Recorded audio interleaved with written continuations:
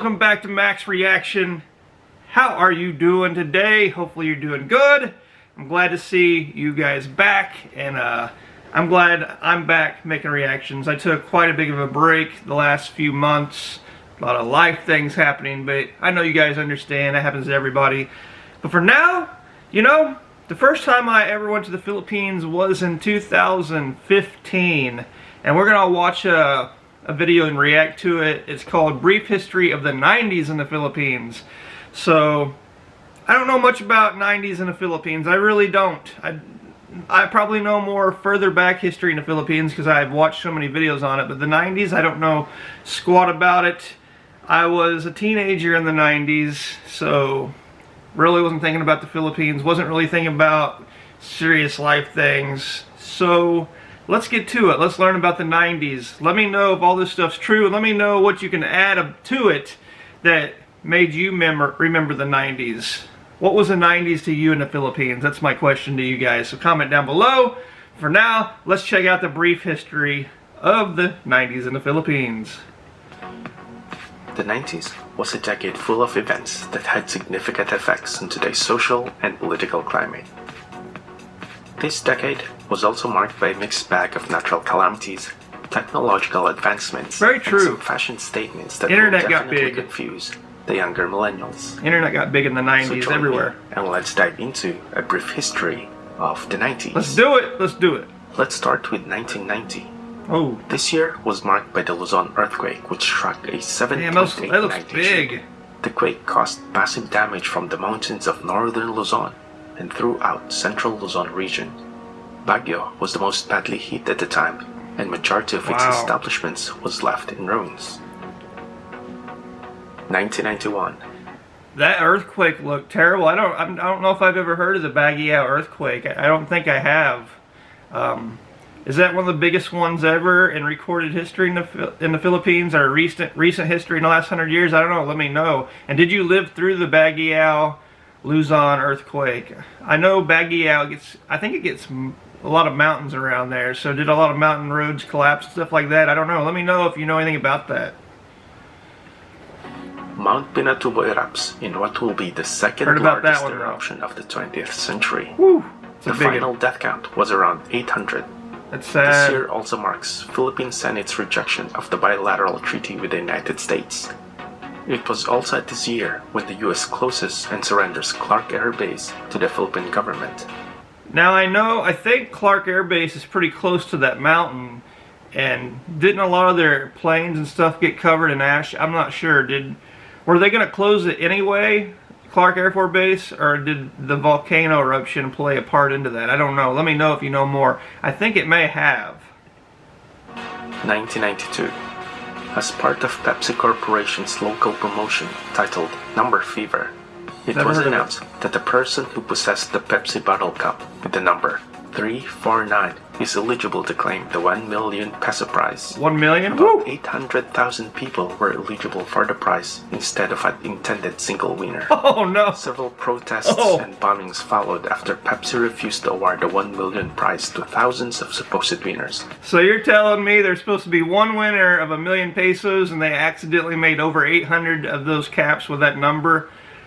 Imagine, man, imagine back then, you open your Pepsi or whatever, and you got the winning cap, and it's like, I just won 1 million pesos.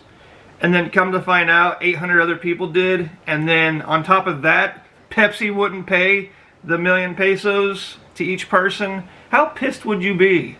I would be royally pissed. I feel like Pepsi could have got sued, you know, because they guaranteed whoever got this cap with this number got 1 million pesos, and then boom. My question is, did they at least get to split the 1 million pesos? How did that work out? I don't know. Are you one of the people that got one of the caps? I don't know. You might have been. If you're watching this, let me know. Oh, what a horrible feeling. And said that a computer glitch caused the incident. Wow. This year also marked the last batch of American soldiers finally leaving the Philippines and returning to the US, ending its military presence in the country.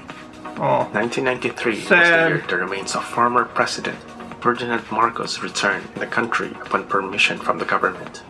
It was also this year when former First Lady Imelda Marcos was convicted for the first time of corruption and sentenced to 24 years in prison. Whoa, whoa, whoa, whoa, whoa. I didn't know anything about that. I've watched and reacted to a lot of stuff on Marcos and Imelda. And I don't think I've ever heard that she got a prison sentence for corruption. This is new to me. And did she have to serve any time? Like, what happened there? Let me know. I know some of you know what happened, so comment. Leave me some information on that. And I'll do my own research as well. But I trust my subscribers. Well, not all my subscribers. There's some haters out there. But let me know what happened with that, because that's the first time I think I've heard of that. Where she got a prison sentence? Did she really? This was also a year when the popular anime series Sailor Moon debuted on Philippine TV. Big time. When Macarena became a popular song. Macarena. 1994.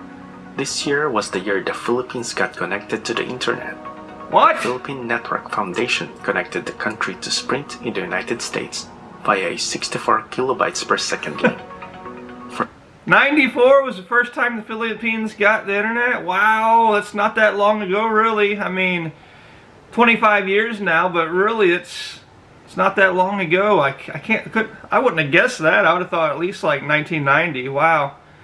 That's shocking and surprising to me. At slow speeds, I'm sure, like here, the dial-up, it was horrendous in the United States.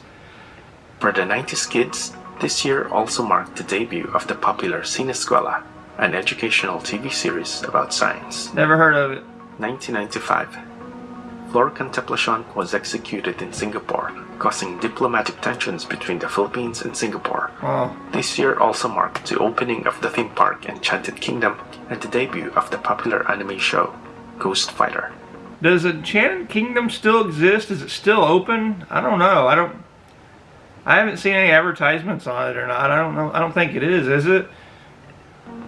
1996.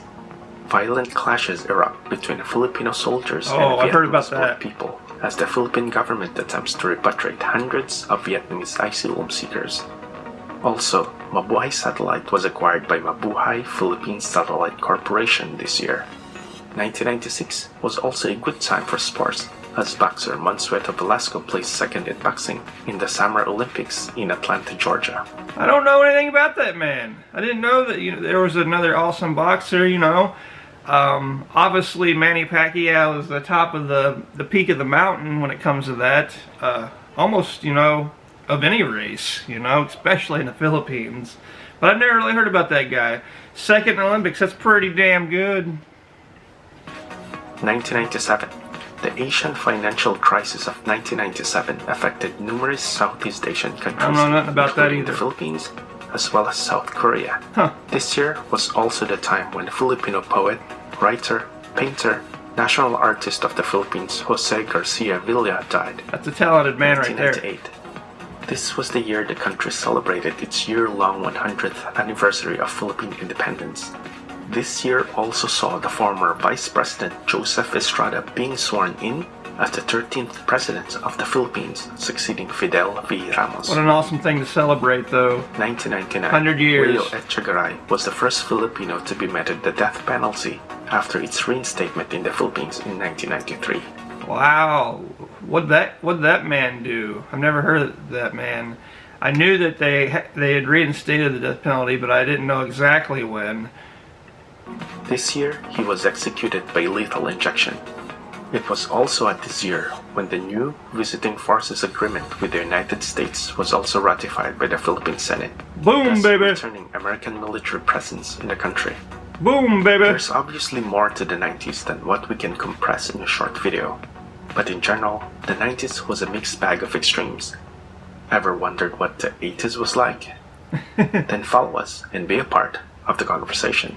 Actually, I do want to know what the 80s was like in the Philippines. Please let me know, because I was born in 1982, so throughout the 80s I was very, very young little boy, so I have no idea. I don't know what the 80s, the 90s. I know 2010s and on. I know a lot about that because we've done a lot of videos on that type of stuff. But anyway, let me know. Obviously, that's, you know, the 70s and 80s, there's a lot of Marcos years during there, so we know a lot about that, but what else was it like? I don't know.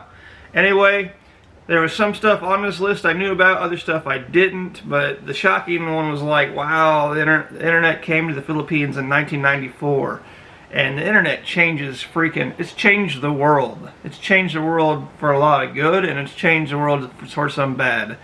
Just the way it is. Good comes with bad.